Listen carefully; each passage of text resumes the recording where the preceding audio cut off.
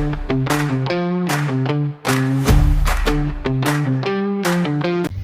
guys, good morning. Papunta pala tayo today sa isang breakdown. Basically, yung customers nag-report po siya na yung reading daw ng pressure transmitter nila sa HMI or SCADA nila is different. Yung hindi nila in-expect, so investigate po natin siya. Yeah, let's go. So guys, ayun na po yung tools na dadalhin ko. Ito po, nandito na po lahat ng tester.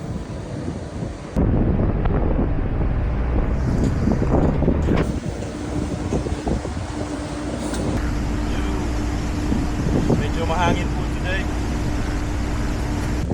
So guys, ito po yung chine-check natin yung line na yan.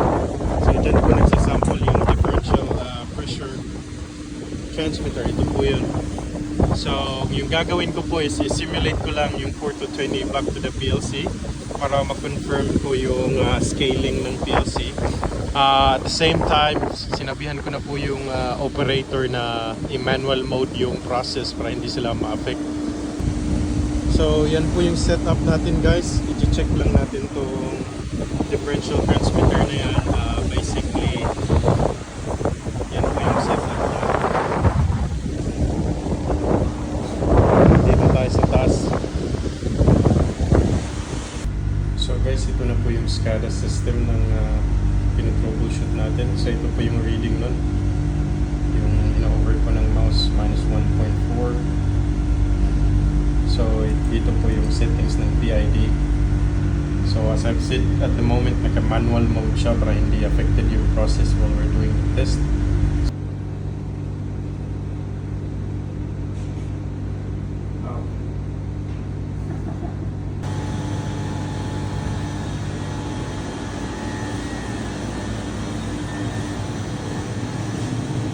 So ito po yung variable speed drives sa exhaust ng scrubber.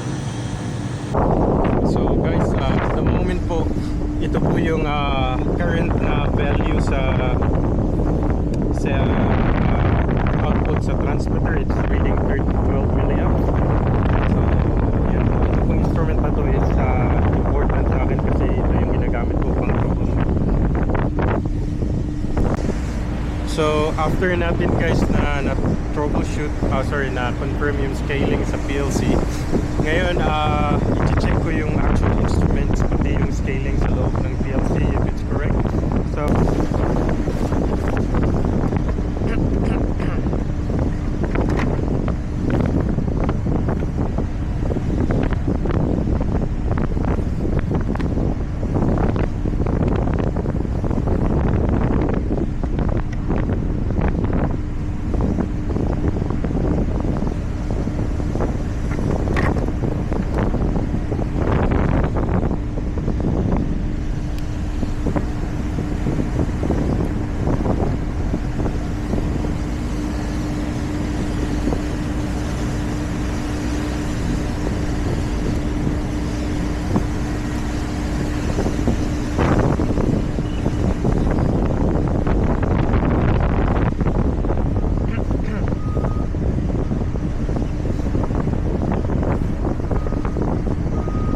So guys, so bali po na solve na po natin yung problem. So yung problem po is yung scaling ng sensor ng transmitter is different sa scaling sa PLC, kaya iba yung ina-expect na reading niya.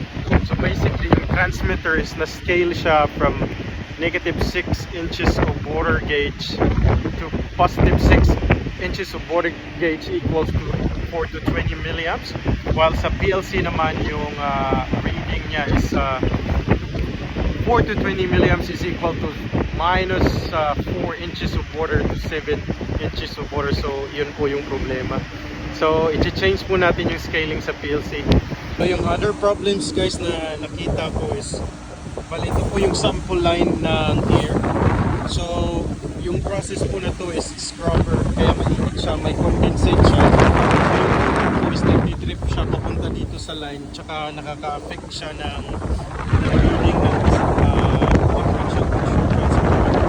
So for us to fix this one, we need to install like a trap or something na mag-separate yung tubig tsaka air, and then at the same time, as part of maintenance, every week or every month, i-drain nila yung trap na yun. So yun po. Bye! So yun yung mataas guys na structure. Doon po ako nag-troubleshoot.